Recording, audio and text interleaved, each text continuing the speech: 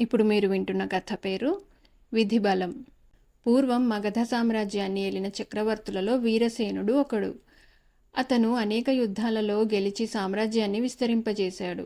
అందుచేత ఎక్కడెక్కడి కవులు వచ్చి అతని శౌర్య పరాక్రమాలను కీర్తిస్తూ శ్లోకాలు చెప్పి అతని వద్ద మంచి బహుమానాలు పుచ్చుకుంటూ ఉండేవారు. ఒకసారి పాంచాల దేశం నుంచి విష్ణు శర్మ అనే పండితుడు మగధ దేశానికి వచ్చాడు. రాజుగారి కొలువులో పనిచేసే ఒక అధికారి విష్ణుశర్మకు తన ఇంట బస ఇచ్చి ఆయనను ఆస్థానానికి కూడా తీసుకుపోయాడు. విష్ణుశర్మ మహాపండితుడని విని రాజుగారు ఆయనకు సభలో ఒక మంచి ఆసనం ఇప్పించాడు. రోజులాగే ఆనాడు కూడా కవులు వచ్చి రాజుగారిని కీర్తిస్తూ శ్లోకాలు చదివారు. విష్ణుశర్మ మెచ్చుకోగలందులకు రాజు కవులకు విరివిగా బహుమానాలు ఇప్పించారు. ఈ తంతు యావత్తు చూస్తున్న విష్ణుశర్మకు రాజుగారి వైఖరిపైన అసహ్యం పుట్టింది. ఆయన నిండు సభలో లేచి నిలబడి ఈ విధంగా శ్లోకం చెప్పాడు. ఏన ఎత్రైవ భోక్తవ్యం సుఖం వా దుఃఖమేవ వా సతత్ర బుద్ధ్వా రజ్వైవ బలాద్దైవేన నీయతే. ఎవడుగాని ఏ వేళ సుఖం గాని దుఃఖం గాని అనుభవించవలసి ఉంటుందో వాడు తాడుగట్టి ఈడ్చినట్టుగా దైవం చేత లాగబడతాడు. ఈ శ్లోకంలో రాజుగారి ప్రశంస ఏమీ లేకపోగా కొంత వ్యంగ్య విమర్శ ఉన్నది. అందుచేత రాజుగారు ఆగ్రహిస్తాడని అందరూ అనుకున్నారు.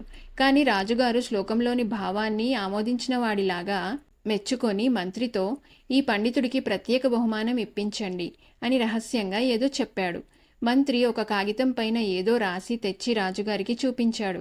రాజుగారు ఆమోదించి తన ముద్ర దానిపై వేసి కాగితాన్ని మడిచి లక్కముద్ర వేయించి విష్ణుశర్మకు ఇప్పించాడు. మంత్రి విష్ణుశర్మతో దీన్ని తీసుకుపోయి కోశాధికారికి ఇవ్వండి, మీకు బహుమానం ముట్టుతుంది అన్నాడు. సభ ముగిశాక విష్ణుశర్మకు ఆతిథ్యమిచ్చిన రాజోద్యోగి, మీకు రావాల్సిన బహుమానమేదో నేను తేలికగా వసూలు చేసి పట్టుకురాగలను. దివాణానికి చెందిన వాణ్ణి గనక నాకు సాధ్యమవుతుంది గాని అది తమలాంటి పైవాళ్లకి సాధ్యం కాదు. తమరు తిన్నగా ఇంటికి వెళ్ళి విశ్రాంతి తీసుకోండి అన్నాడు. అసలు సంగతేమంటే విష్ణుశర్మ పొందబోయే బహుమానంలో వీలైనంత తాను కాజేతామనే రాజోద్యోగి ఉద్దేశం. ఇది అందరూ రాజోద్యోగులు చేసే పనే. అందుకే నగరంలోకి పేరు ప్రతిష్టలు గల వాళ్ళు వచ్చినట్టు తెలియగానే వారిని తమ ఇళ్లకు తీసుకుపోయి మర్యాద చేసి బస ఏర్పాటు చేసేవారు.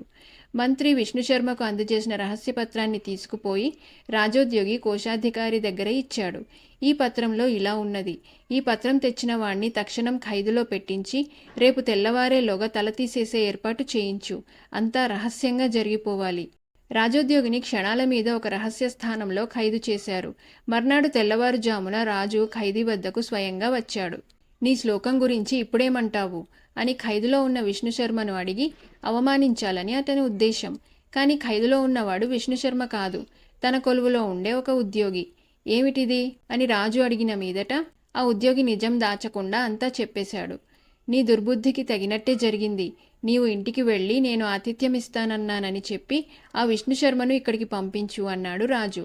రాజోద్యోగి తన ఇంటికి వెళ్ళి రాత్రంతా రాజుగారి దివాణంలోనే గడిపాను అని విష్ణుశర్మతో చెప్పి ఆయనను రాజుగారింటికి అతిథిగా పంపాడు. రాజుగారు తన పైన కక్షబూని ఉన్నట్టు విష్ణుశర్మకు అణుమాత్రమైన అనుమానం లేదు. ఆయన సాయంకాలం దాకా రాజుగారి వెంటనే ఉన్నాడు. తర్వాత రాజు విష్ణుశర్మను కొద్దిమంది నౌకర్లను వెంటబెట్టుకొని అరణ్యం కేసి వాహ్యాళికి బయలుదేరాడు. నిర్జన ప్రదేశంలో నౌకర్ల చేత విష్ణుశర్మను చంపించాలని రాజుగారి ఉద్దేశం. వాళ్ళు అరణ్యంలో కొద్ది దూరం వెళ్లేసరికి రాజుగారి గుర్రానికి ఎదురుగా పెద్ద పాము బుస్సుమంటూ లేచింది. గుర్రం బెదిరి వెనక కాళ్లపైన లేచింది. పాము తప్పించుకుపోయింది.